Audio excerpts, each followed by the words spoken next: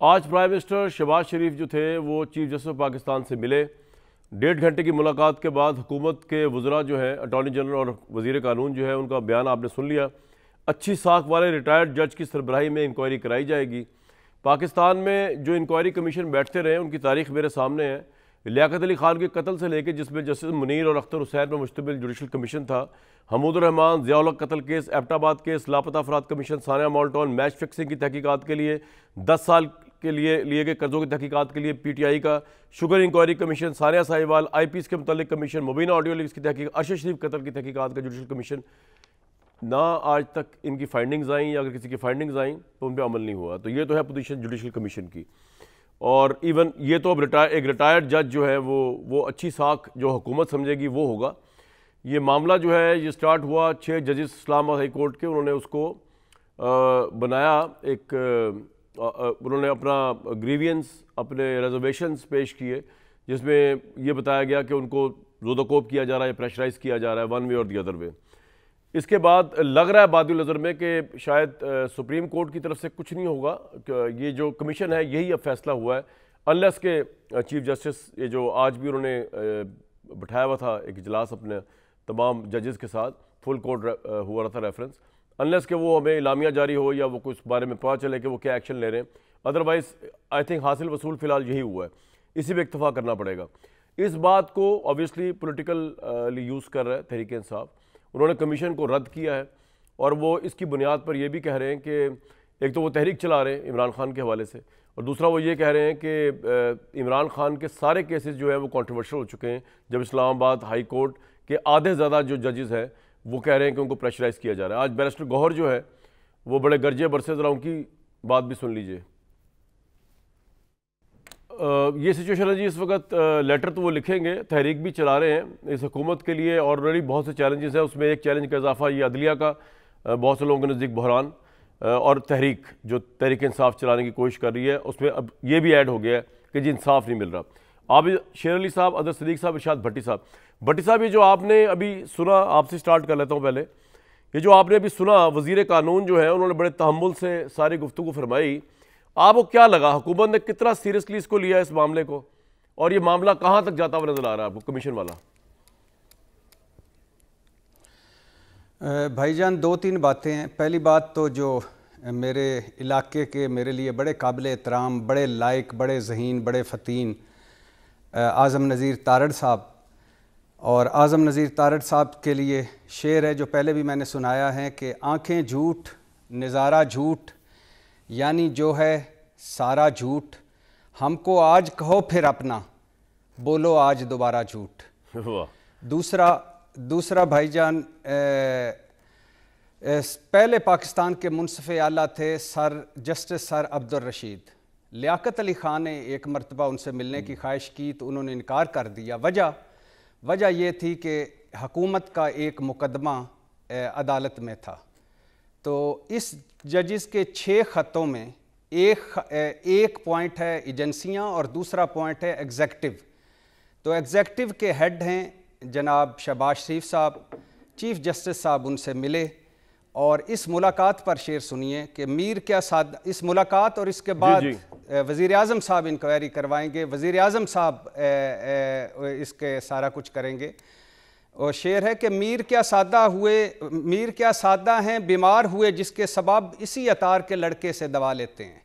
वाह जनाब कामरान साहब, ये जो ख़त है 6 जजेस का, ये ख़त नहीं चार्ज शीट है। अच्छा। ये चार्ज शीट है चीफ जस्टिस आमिर फारूक के ख़िलाफ़, जिनको 6 बार इन जजेस ने कहा कि मसले का हल निकालें, ये हो रहा है, कुछ नहीं हुआ। ये चार्ज शीट है सुप्रीम कोर्ट के ख़िलाफ़, जिनके पास ये जजेस गए थे जब बंदयाल साहब चीफ जस्टिस से, वो बंदयाल साहब से भी मिले, जस्टिस इजाज़ुल हसन से भी मिले, जस्टिस मुनीब अख्तर से भी मिले और जस्टिस फ़ाइज़ ईसा काजी साहब से भी मिले। ये चार्ज शीट है आज़ाद अदलिया के ख़िलाफ़ कि हमारी अदलिया कितनी एक आज़ाद है। ये चार्ज शीट है रूल ऑफ लॉ के ख़िलाफ़ कि हमारा रूल ऑफ लॉ का क्या सिचुएशन है। ये चार्ज शीट है जुडिशल सिस्टम के ख़िलाफ़। मुझे खुशी है कि ये 6 जजेस जस्टिस मुनीर नहीं बने, ये 6 जजेस जस्टिस कयूम नहीं बने, ये 6 जजेस इफ्तिखार चौधरी नहीं बने जिसने मुशर्रफ साहब के मार्शल लॉ को जस्टिफाई किया था, उनका भी तो नाम लिया करें। जी, तो ये खुशी है, ये 6 जजेस या इनका अंजाम वो नहीं हुआ जो जज अरशद मलिक का हुआ। ये ख़त हमें याद दिलाता है कि जिन्होंने हमें इंसाफ देना है वो खुद। लेकिन भट्टी साहब अगर हुकूमत नेक नीति से कोई अच्छा रिटायर्ड जज ले आए। दो जुमले भाईजान, दो जुमले प्लीज मेहरबानी कीजिएगा। ये ख़त हमें इंसाफ याद दिलाता है कि जिन्होंने हमें इंसाफ देना है वो खुद इंसाफ के तालब हैं, और जो हमारे जान माल के तहफ़्फ़ुज़ के ज़िम्मेदार हैं उनके ख़ुद वो जान माल के लिए ख़त लिख रहे हैं। ये ख़त हमें याद दिलाता है कि हमारे जज का बेडरूम भी महफूज नहीं। ये ख़त हमें याद दिलाता है कि हमारे जज साहब का ख़ानदान भी महफूज नहीं। ये ख़त हमें याद दिलाता है कि पूरा जुडिशल सिस्टम ऑन स्टेक है। और छोड़ दीजिए, मैं पॉलिटिकल बात नहीं करता, छोड़ दीजिए तहरीक इंसाफ को, छोड़ दीजिए मुस्लिम लीग नून को, छोड़ दीजिए जो वो कह रहे हैं कि आज 5 साल बाद ज़मीर ज़िंदा हुआ। भाई इसी पे खुशी का इजहार कीजिए कि ज़मीर था और ज़िंदा हो गया, कोई रिटायर थोड़ी हो गए हैं या इन्होंने रिटायरमेंट के बाद किताबें थोड़ी लिखी हैं, मौजूद हैं। हाँ, अब सूरत हाल क्या है भाईजान? सूरत हाल ये है कि वज़ीर आज़म चीफ जस्टिस मुलाकात, वज़ीर आज़म वफाकी काबीना, वफाकी हुकूमत, आज़म नज़ीर तारड़, चिट्ठी, नेक नाम, गैर जानबदार, रिटायर्ड जज, अच्छी साख, इंक्वायरी, TORs, आइनों कानून को मद्देनज़र रखा जाएगा, माजी को शामिल किया जाएगा। अगर कोई अनहोनी ना हो जाए, अगर कोई मौजज़ा ना हो जाए तो ये अलग बात है, वरना ना ही समझें, वरना मामला ठप ही समझें, वरना मामला ख़त्म ही समझें। सिर्फ आखिरी बात, इस पे करना क्या चाहिए था? सुप्रीम कोर्ट को खत था, सुप्रीम कोर्ट इस पे आज खुद नोटिस लेती, सुप्रीम कोर्ट अपने अंडर इन्वेस्टिगेट कराती या सुप्रीम जुडिशियल काउंसिल में इंक्वायरी कराती। तो अगर सुप्रीम कोर्ट ने ये सब कुछ नहीं किया तो हुकूमत का कसूर तो कोई नहीं ना भट्टी साहब। सुप्रीम कोर्ट, मैं तो शुरू में कह दिया कि सुप्रीम कोर्ट अब कुछ नहीं करती हुई नजर आ रही बात नजर में। जी नहीं भाईजान, मैं इस पे मुझे मायूसी ये हो रही है कि फुल कोर्ट बनाती, लाइव समाते करती। ये मामला अदलिया का था, मामला अदलिया के पास गया, अदलिया को हैंडल करना चाहिए था। हुकूमत कहाँ से आ गई? हुकूमत तो बेनिफिशरी है बादी नज़र में। अब एक आखिरी बात, अपने खिलाफ एक रेफरेंस आया, पूरी अदलिया का मामला बना दिया फायज़ ईसा काजी साहब ने, सदर मशकूक कर दिया, वज़ीर आज़म उस वक्त का मशकूक कर दिया, चीफ जस्टिस मशकूक कर दिया, रजिस्ट्रार सुप्रीम कोर्ट मशकूक कर दिया, सुप्रीम जुडिशल काउंसिल में 3 जजेस को मशकूक कर दिया, FBR को मशकूक कर दिया, FIA को मशकूक कर दिया, शहजाद अकबर को मशकूक कर दिया। एक रेफरेंस, और जब 6 जजेस लिखते हैं तो कहते हैं वज़ीर आज़म साहब इस पर इंक्वायरी बनाएं और वही पॉइंट आ गया। आबिद शेर अली साहब, ख्याल यही है, पॉइंट आ गया सर, पॉइंट। आबिद शेर अली साहब, भट्टी साहब भी सेटिस्फाई नहीं है जो आपने ये फाइंडिंग दी है, पाकिस्तान तहरीक इंसाफ ने मुस्तरद ही कर दी है कि जो रिटायर्ड जज को लगाया गया। आप भी एक ज़माने में अदलिया के विक्टिम रहे हैं, आप मियां नवाज शरीफ साहब, आज दूसरी पार्टियां कह रही हैं कि हम विक्टिम हैं, तो सर किस तरह देखते हैं आप इस सारे मामले को? आबिद भाई। बहुत शुक्रिया जनाब शाहिद साहब, शुक्र है भट्टी साहब से आपने माइक लेकर थोड़ी भट्टी साहब काबिल एहतराम है। भट्टी साहब ने बड़ी अच्छी बातें की। काश ये भट्टी साहब उस वक्त बात कर लेते जब अरशद मलिक साहब चीख रहे थे कि नवाज शरीफ के ख़िलाफ़ दबाव के साथ मेरे से फ़ैसला लिया गया। काश भट्टी साहब उस वक्त TV पर आकर बोलते जब शौकत सदीकी साहब चीख रहे थे, जब शौकत सदीकी साहब बाहर में जाके कह रहे थे कि जी मेरे पास जनरल फैज़ हमीद आए, मुझे कह रहे थे कि जी कि हमारी 2 साल की मेहनत ज़ाया हो जाएगी। भट्टी साहब काश आप उस वक्त ये बोल लेते, काश आप उस वक्त ये चार्जशीट की बात करते, काश आप बात करते उस वक्त जब नवाज शरीफ को, उसकी बेटी के, मरियम नवाज को उसकी बेटी के, उसके वालिद के सामने अदालत जेल के अंदर हथकड़ी लगाई। काश आप उस वक्त बोलते जब जस्टिस सदीकी साहब को फारिग कर दिया गया। काश आप उस वक्त जुडिशरी के इन जजेस को जगाते जो उस वक्त चुप करके बैठे थे। ये उस वक्त तो इतने डरते थे कि ये जस्टिस सदीकी साहब की बेटी की शादी तक पे नहीं गए, ये उनके टेलीफोन सुनने से इनकारी थे। जस्टिस सदीकी साहब उस वक्त चीफ जस्टिस के पास गए, मुझे टाइम दे दें, साकिब निसार ने उस वक्त टाइम देने से इनकार कर दिया। काश भट्टी साहब उस वक्त आप आज़ाद अदलिया के लिए बोलते, काश आप पाकिस्तान की लोगों की उस वक्त उम्मीद की करते, तो मैं आपके भूसा लेता आपके आके। तो भट्टी साहब अतार के लौंडे से दुआ ली गई उस वक्त जब गुड टू सी यू कहा गया, उतार के लौंडे को उस वक्त रिलीफ दिया गया जब आपने मातहत अदलिया को कहा कि गुड टू सी यू कह के जजेस का गेट खोला गया इमरान खान के लिए। आप काश बोल पड़ते भट्टी साहब, बोलते आपको किसने रोका था? नहीं पर्चा होना था आप पे। हम आज़ाद अदलिया के बेहद एहतराम करते हैं, मैं बिल्कुल इस चीज़ों के खिलाफ बोलना चाहिए था। किसने आपको रोका था? मीडिया की जुबान किसने बंद की गई? पैमरा के जरिए किसने मीडिया की जुबान बंदिश की गई? आज हमें बताते हैं कि जी ये पीटीआई वाले और सारे की जी हम आज़ाद अदलिया की तहरीक चलाएंगे, हम आज़ाद मीडिया की बात करेंगे। इन्होंने किस मुझे बताएं कि किस कॉर्नर में लोगों को जीने का हक दिया? मैं आपकी बात मानता जब नवाज शरीफ को इंसाफ के लिए आप जस्टिस सिद्दीकी की बात सुनते। मैं भट्टी साहब बिल्कुल आपकी बात मानता जब मरहूम अरशद मलिक रो रो के कह रहा था कि मुझसे फैसले आबिद भाई अब तो रिपीट हो रहा है। बात यह है कि तहरीक इंसाफ ने भी रद्द कर दिया है इस कमीशन को। वो तहरीक चला रहे हैं वुकला की, मेरे भाई वुकला की तहरीक ने पहले भी खुदखाशात की तरह बहा दिया था।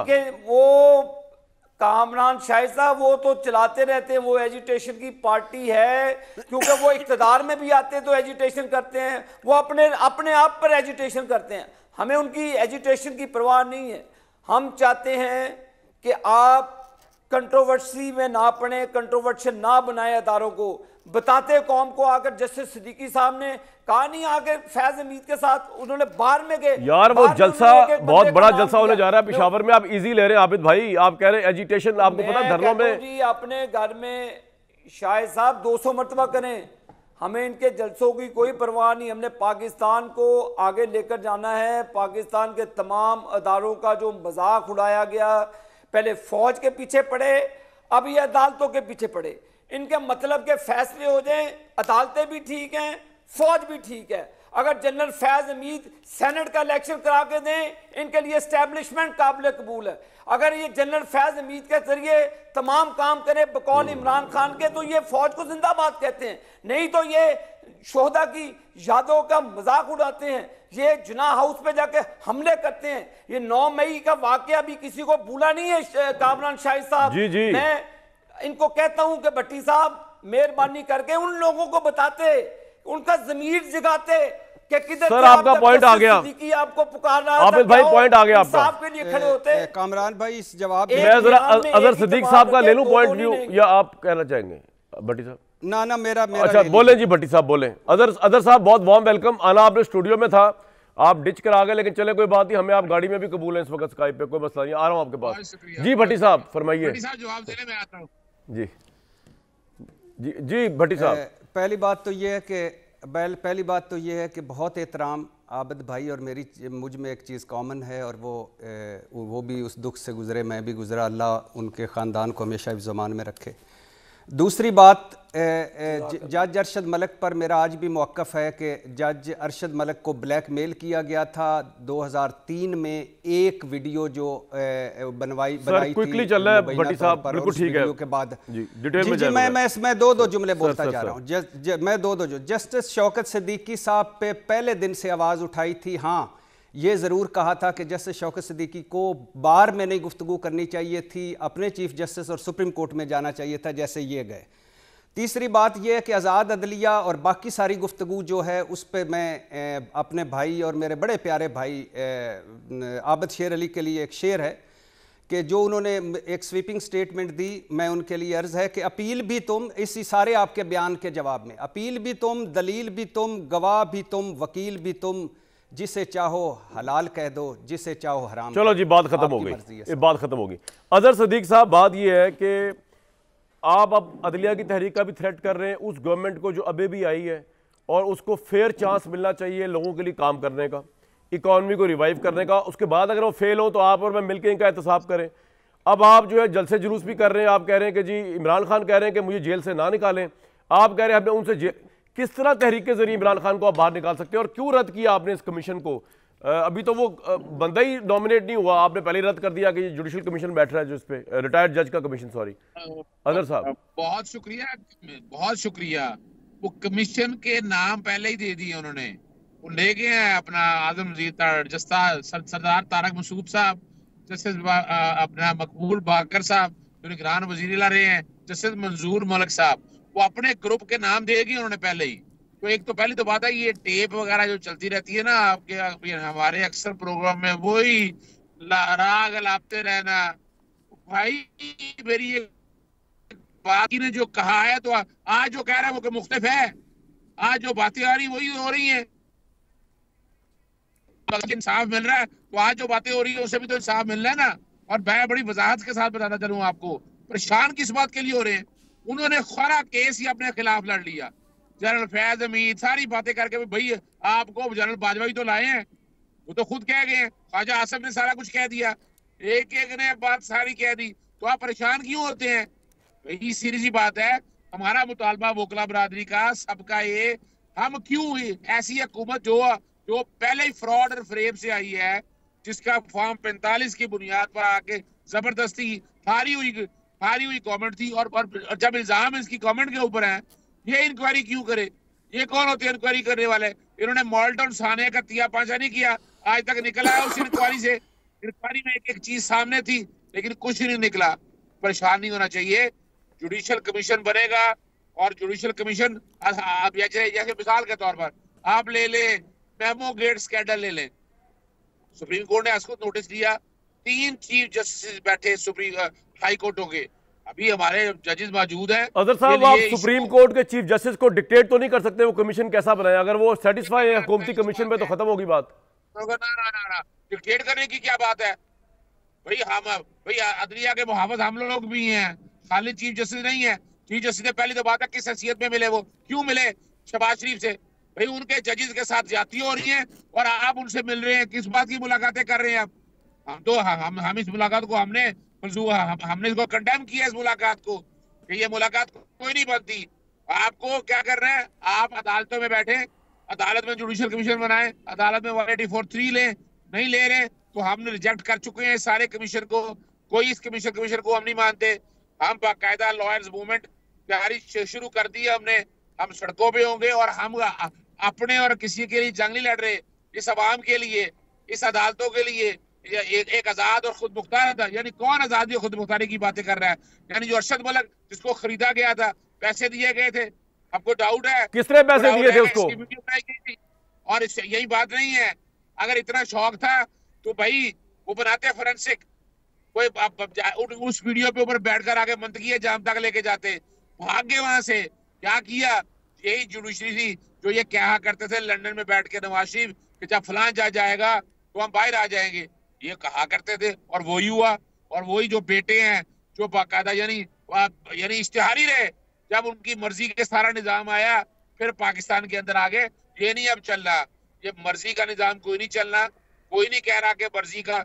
हम कह रहे हैं कि पूरा फुल कोर्ट बैठे और वो सीनियर जजेस बैठे उसके अंदर, वो बैठ के इसको देखें।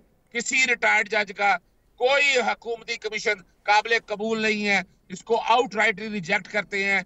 और बाकायदा तैयारी रखें, इंशाल्लाह लॉयर्स मूवमेंट शुरू होगी। मेरे साथ ही रहिएगा जी आबिद शेर अली साहब, तैयारी रखें, क्योंकि एक तो आपके लिए और बड़े मसाइल हैं, ऊपर से अगर लॉयर्स मूवमेंट शुरू कर दी अजहर सिद्दीक साहब ने या तहरीक इंसाफ ने तो बड़ा मसला हो जाएगा। कोई ऐसा सिचुएशन है कि तहरीक इंसाफ से आप बात कर सके या इमरान खान के हवाले से बात हो सके, या ऐसा कोई सिचुएशन नजर नहीं आ रही आपको?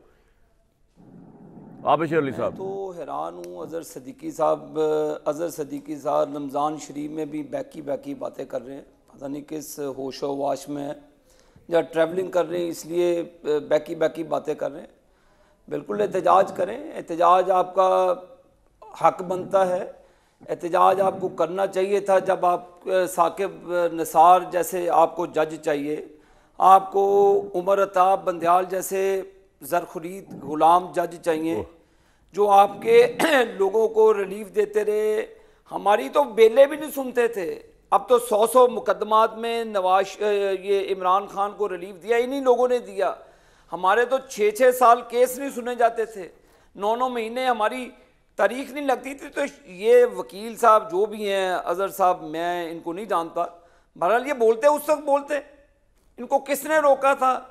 आबिद भाई, मैं आपसे ये सवाल पूछ रहा हूँ कि अदर साहब को आप छोड़े, तहरीक इंसाफ जो जारी है प्रोटेस्ट करने, चाहे वो वुकला मूवमेंट है या पेशावर का जलसा है, आपके लिए अलार्मिंग नहीं है? सुन्नी इत्तेहाद काउंसिल के नहीं, जलसा तहरीक इंसाफ कर रही है ना सर। इन्होंने पीछे भी इन्होंने पिछली मरतबा भी हमें, जब चाइनीज़ प्रेसिडेंट आना था, हमने सी पैक के मंसूबे शुरू करने थे, उस वक्त भी इन्होंने अपना शौक़ पूरा किया। ये फिर अपना शौक़ पूरा करें, कानून अपना रास्ता इख्तियार करेगा, कोई भी गैर कानूनी काम इनको नहीं करने दिया जाएगा, किसी किस्म की इनको हुकूमत को डिस्टेबलाइज करने की अहमियत मौका नहीं दिया जाएगा। ये अगर समझते हैं कि मादी की तरह से इनके साथ सलूक होगा, ये इनकी खाम ख्याली है।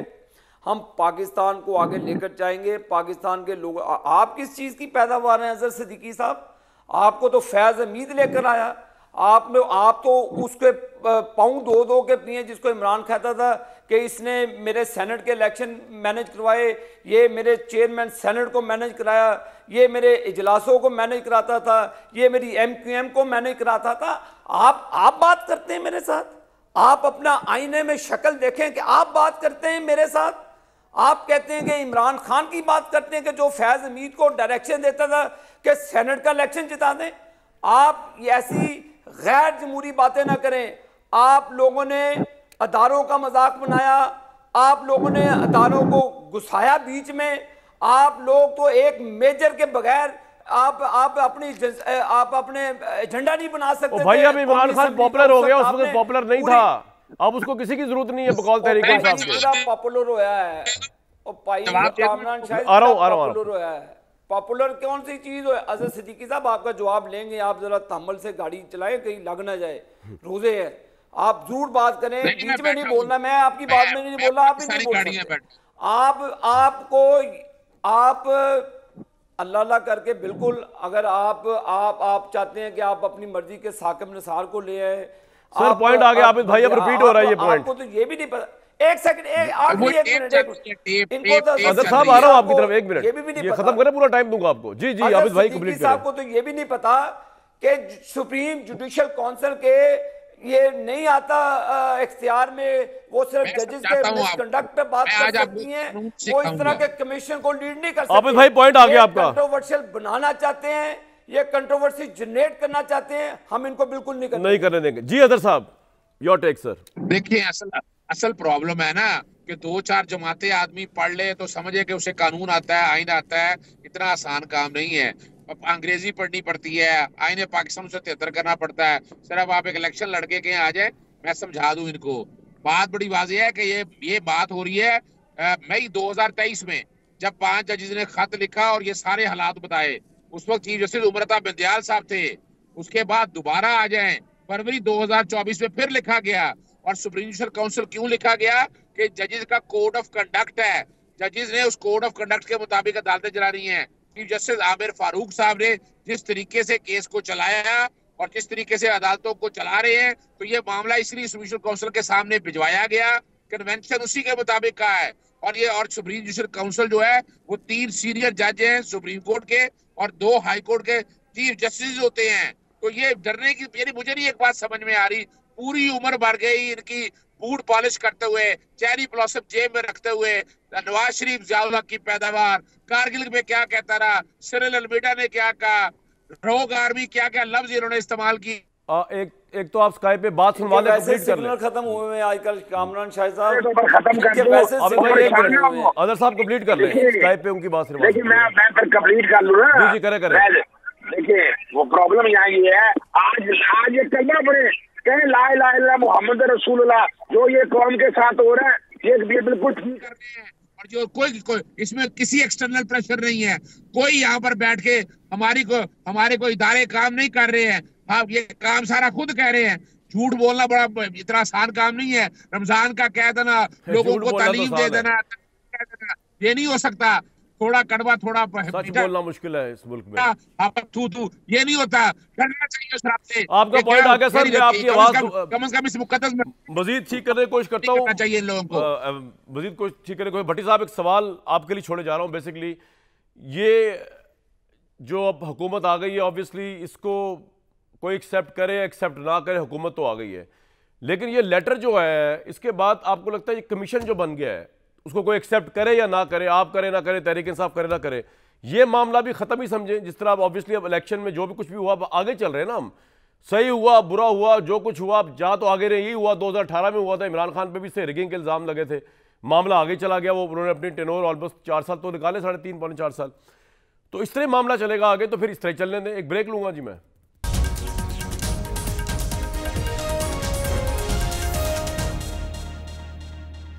इस्लाम हाई कोर्ट के 6 जजेस ने जो लेटर लिखा, उसका अभी तक जो क्लाइमेक्स हमारे सामने है, वो एक रिटायर्ड जज का कमीशन नॉमिनेट करेंगे शहबाज शरीफ साहब की हुकूमत। कैबिनेट से अप्रूवल के बाद शहबाज शरीफ साहब की हुकूमत के ऊपर ऑब्वियसली बहुत से लोगों को, खासतौर पर पीटीआई को रिजर्वेशन है, तो वो आउटसाइड रिस्क को कॉन्ट्रोवर्शियल रिजेक्ट कर रही है।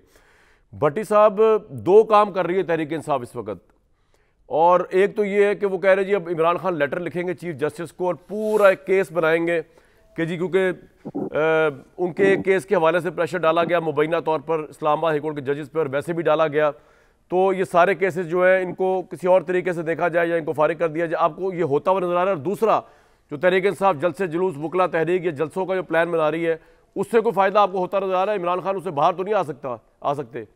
तो इन दोनों स्ट्रेटजीज के मुतालिक क्या ख्याल है आपका कि इससे कोई फर्क पड़ेगा तहरीक इंसाफ या इमरान खान के स्टेटस पे?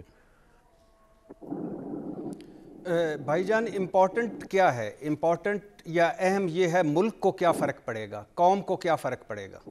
अगर आज मैं अपने दोनों भाइयों आबिद शेर अली और अज़हर सदीक साहब की दोनों बातें मान लूँ कि एक जर्नैल ने किसी को अंदर करवाया, दूसरे जर्नैल ने किसी को बाहर भिजवाया, एक जज ने सज़ा दी या एक अदालत ने सज़ा दी, ताहियात नायल करवाया, दूसरी जजों ने या अदालत ने सब कुछ ख़त्म कर दिया, एक इलेक्शन में आरटीएस बैठा, दूसरे में मैंडेट चोरी हुई, झुरलू फिरा और फार्म 47 सामने आ गए। और तो क्या हम इन दायरों में घूमते रहेंगे? क्या ये 6 जजेस जो हैं ये सारे पाकिस्तान तहरीक इंसाफ के जज हैं?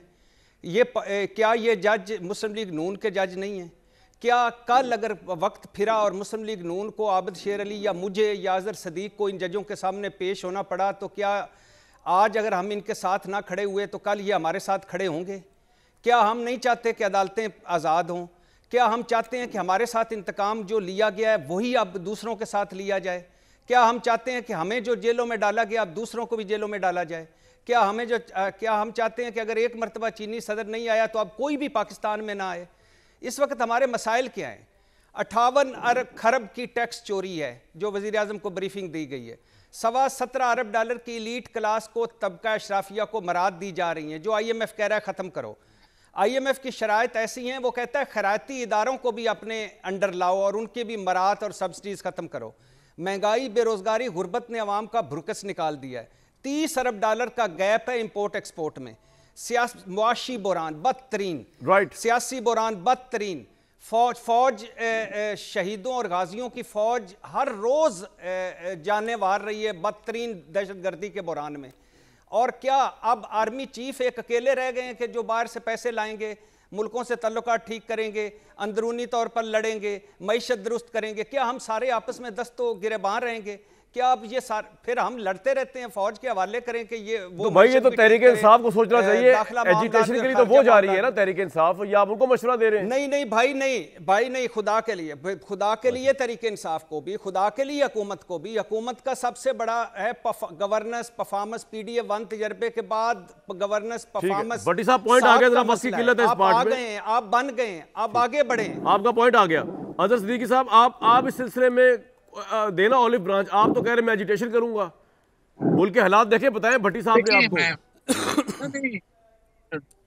देखिए कमरान भाई, क्या इनको यानी ये जो 85 के जो प्रोजेक्ट हैं जो मुल्क का तबाही किया, हम इनके हाथ में दे दें? क्या पाकिस्तान इन लोगों के हाथ में दे दें? मेरी आवाम ने पाकिस्तान इनके हाथ में नहीं दिया, वोटर ने पाकिस्तान इनके हाथ में नहीं है। ये तो जबरदस्ती आगे घुस बैठे हैं आकर यहाँ पर। हम तो बात बड़ी सीधी, जिसका हक है वो आए, वो आकर हुक्मरानी करे। और इनके पास है कुछ नहीं। PDM 1.0 से निगरान हुकूमत 0.5 और अब PDM 2। आप अंदाजा लगाए, वही शक्लें हैं, अटॉर्नी जनरल वही, पुलिस के IG वही, चीफ सेक्रेटरी, यानी सारे के सारा वही। 3 सालों से वही तो देखते आ रहे हैं हम।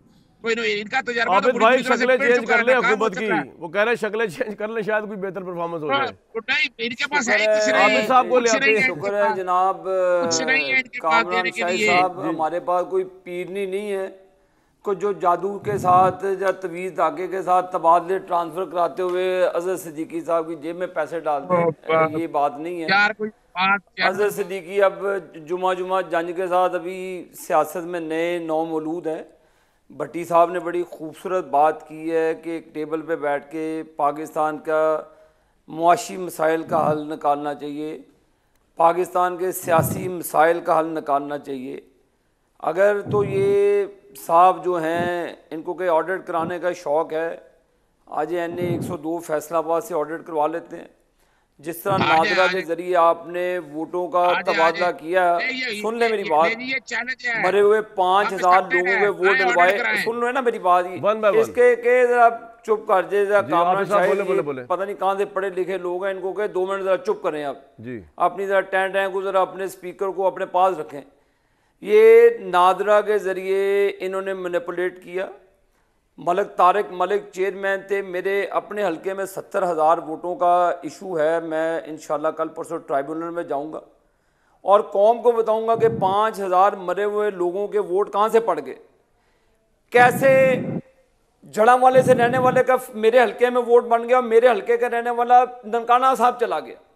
मेरे कोई इस तरह के इश्यूज हैं, मैं जानूँ तो वो अदालतें जाने। मैं बेहद एहतराम करता हूँ तमाम उन ऑनरेबल जजेस का जिसका नाम आपने भट्टी साहब लिया।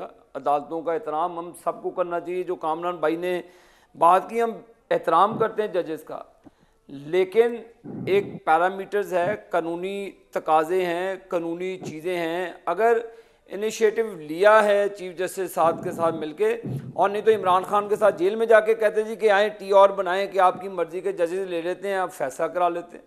क्या ये लोगों से फैसले करवाएं? ये साकिब निसार और गुड टू सी यू वाली अदालतों में नहीं होना चाहिए। कौम मुश्किल मराहल से गुजर रही है। यार 1 मिनट इसको चुप करा ले कामरान साहब, इसके मुंह पे टेप लगा दें। मैं ये बात नहीं करने देंगे तो ये 1 सेकंड भी नहीं बोल सकेंगे जी। बोले आबिद भाई, कंप्लीट कर ले। 1 सेकंड भी नहीं बोल सकेंगे जी, ठीक। मैं अपनी बात कर लूं। मैं जो कहना चाह रहा हूं कि इस वक्त जो सियासी माहौल ये चाहते हैं कि ये करप्शन और करप्ट प्रैक्टिसेस और जो 80 अरब रुपया वो कानून को अपना अपना काम करने दें। इस तरह ये नहीं होगा कि आप इमरान खान को बेल आउट पैकेज दे दें करप्शन के केसेस में और आप कहें कि जी ये फलान गलत है। जो बात यह है कि ये पार्लियामान के अंदर बैठे हैं, सेशन कॉल करें, एक TOR बनाएं, बना के जो हुकूमत की इसमें करके मुआवनत करें ताकि इन चीजों का हल निकले। आपका पॉइंट आ गया। ये कंट्रोवर्सी में जाना चाहते हैं, 200 मरतबा जाएं, हम इनको कामयाब नहीं होने देंगे। पार्लियामेंट से पहले भी आप बाहर निकले, नुकसान हुआ, मैं कहता हूँ वापस ही आ जाए पार्लियामेंट में, वहां पे बैठ के बात करें। क्या ख्याल है? छोड़े जलसे जुलूस एहतजाज के नहीं? देखिए मैं बताऊं आपको शाहिद साहब, सर एक गुंडा मवाली लुटेरा बैठे कि जनाब मेरे पास हुकूमत आ गई, जबरदस्ती की, आए आप बैठ जाए। क्यों बैठे भाई? यानी हालत ये है, मैं बड़ा लिहाज करता हूं, ज़बान को लगाम दे, अपनी गुफ्तगू और अपने म्यार को देखे इस बदतमीज इंसान को कहें, एक 16 साल चोर लफंडर को कहें जो ये बकवास कर रहा है, इसको के अपनी हुकूमत में रहकर एहतराम का नाम लें, वरना मैं इतनी इसकी उधेड़ी करूंगा ये याद करेगा मुझे। क्या करेगा तू? बैठा है, तमीज है तेरे, ये तमीज सिखाई है कौन है? ओ यार बड़ो तगड़ा पहुंचे, यार बड़ो तगड़ा पहुंचे, बड़ो तगड़ा पहुंचे। तुम्हें मैं वहां पे घुसेड़ के पहुंचाऊंगा जहां पे तेरी नस्लें ना पहुंच सके। बकवास करते हो वहां पे बैठ के, ख्याल ये है कि तुम दुनिया को क्या दिखाना? आप लोगों में ठंडा करता हूं, थोड़ा सा पानी शानी पिला के दोबारा ये डिबेट शुरू करते हैं। यहीं से एक ब्रेक लूंगा जी।